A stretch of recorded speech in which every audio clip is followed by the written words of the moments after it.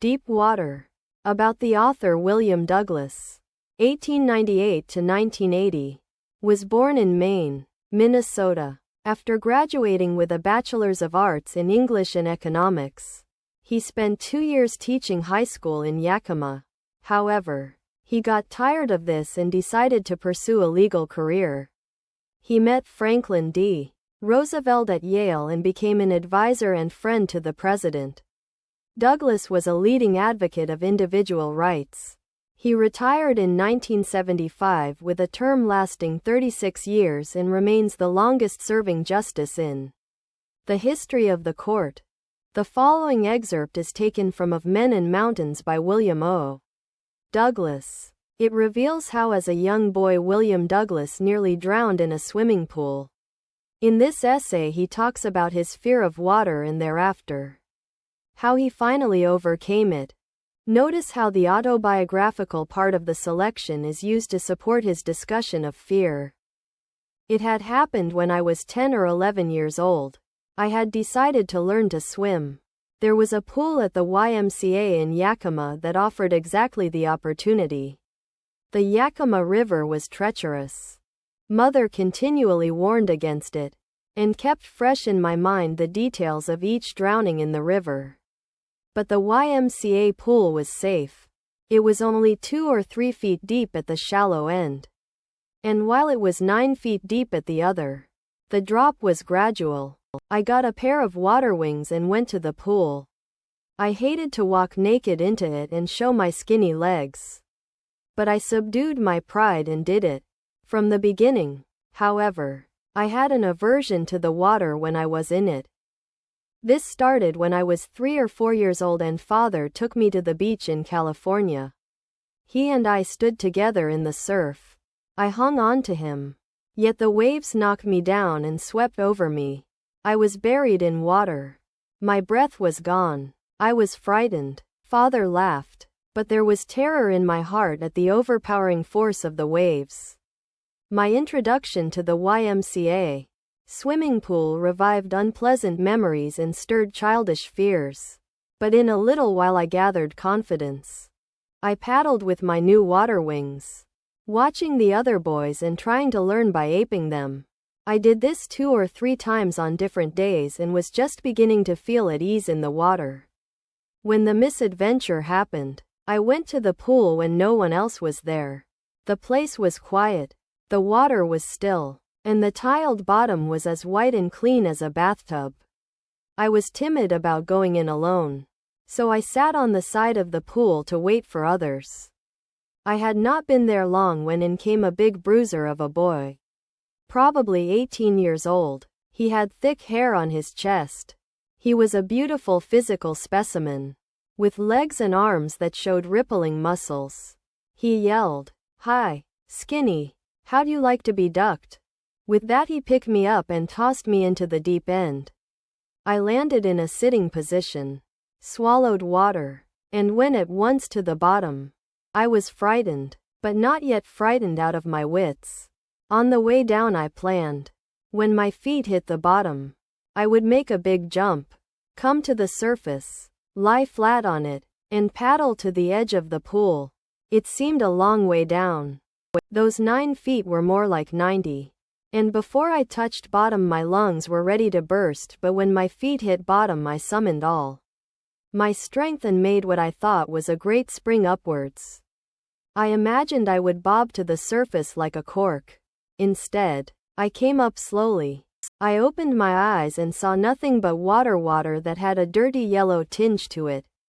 I grew panicky. I reached up as if to grab a rope and my hands clutched only at water. I was suffocating. I tried to yell but no sound came out. Then my eyes and nose came out of the water but not my mouth.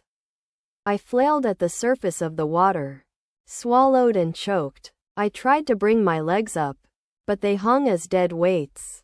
Paralyzed and rigid, a great force was pulling me under. I screamed, but only the water heard me.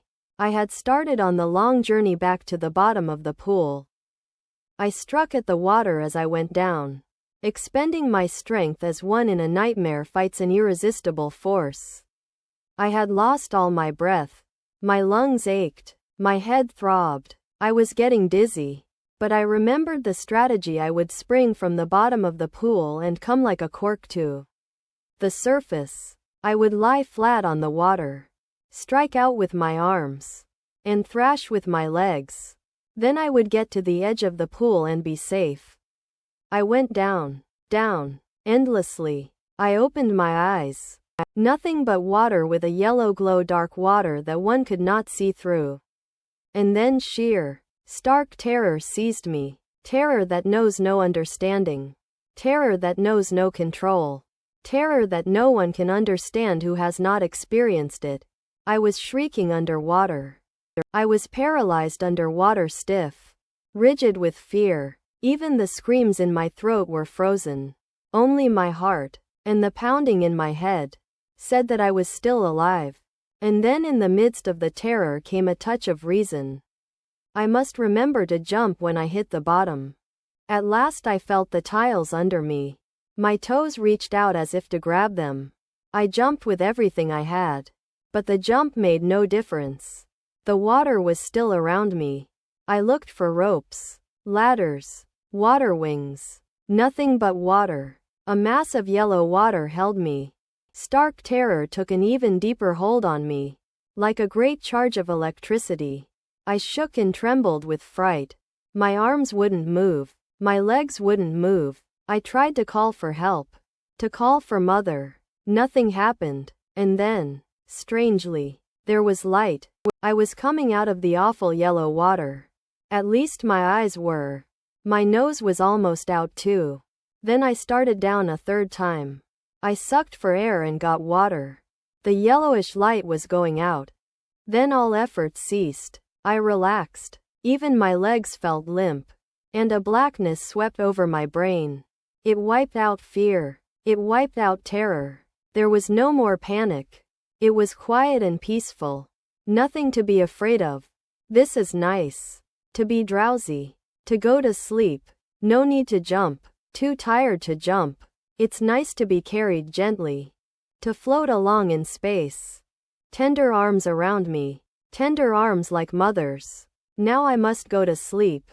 I crossed to oblivion. And the curtain of life fell. The next I remember, I was lying on my stomach beside the pool. Vomiting. The chap that threw me in was saying. But I was only fooling. Someone said, "The kid nearly died. Be all right now. Let's carry him to the locker room." Several hours later, I walked home. I was weak and trembling. I shook and cried when I lay on my bed.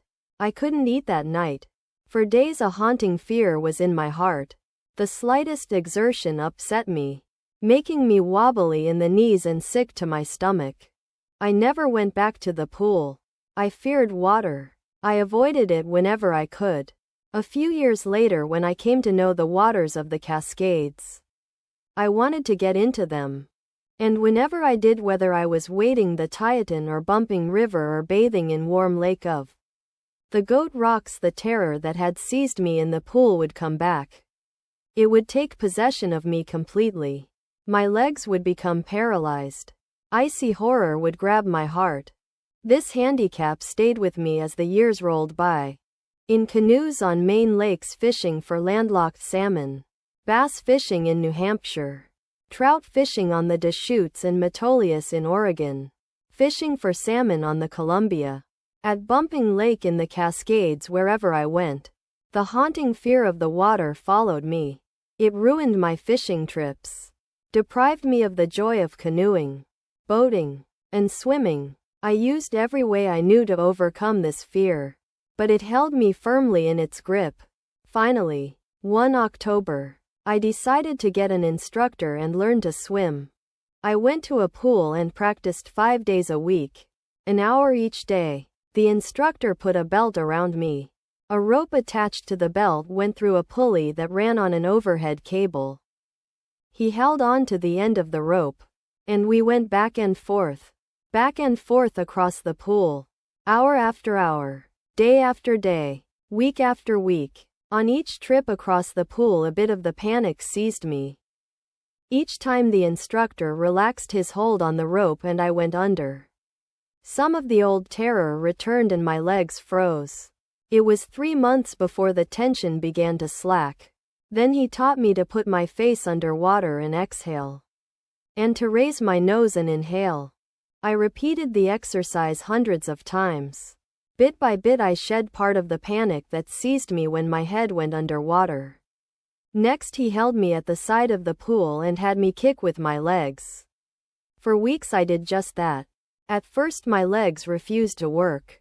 But they gradually relaxed, and finally I could command them.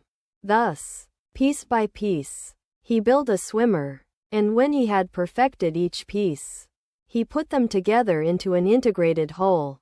In April he said, "Now you can swim. Dive off and swim the length of the pool. Crawl stroke." I did. The instructor was finished, but I was not finished.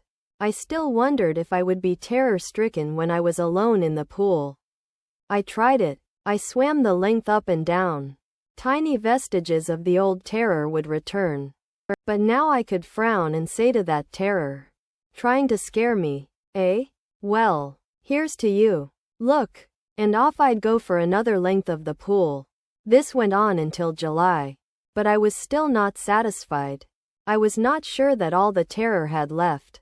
So I went to Lake Wentworth in New Hampshire, dived off a dock at Triggs Island, and swam 2 miles across the lake to Stampact Island. I swam the crawl, breaststroke, side stroke, and backstroke. Only once did the terror return. When I was in the middle of the lake, I put my face under and saw nothing but bottomless water. The old sensation returned in miniature. I laughed and said, "Well, Mr. Terror, what do you think you can do to me?" It fled and I swam on. Yet I had residual doubts. At my first opportunity I hurried west, went up the Tieton to Conrad Meadows, up the Conrad Creek Trail to Mead Glacier, and camped in the high meadow by the side of Warm Lake. The next morning I stripped, dived into the lake, and swam across to the other shore and back just as Doug Corcoran used to do. I shouted with joy, and Gilbert Peak returned the echo. I had conquered my fear of water. The experience had a deep meaning for me, as only those who have known stark terror and conquered it can appreciate. In death there is peace. There is terror only in the fear of death, as Roosevelt knew when he said, "All we have to fear is fear itself." Because I had experienced both the sensation of dying and the terror that fear of it can produce, the will to live somehow grew in intensity. At last I felt released, free to walk the trails and climb the peaks and to brush aside fear.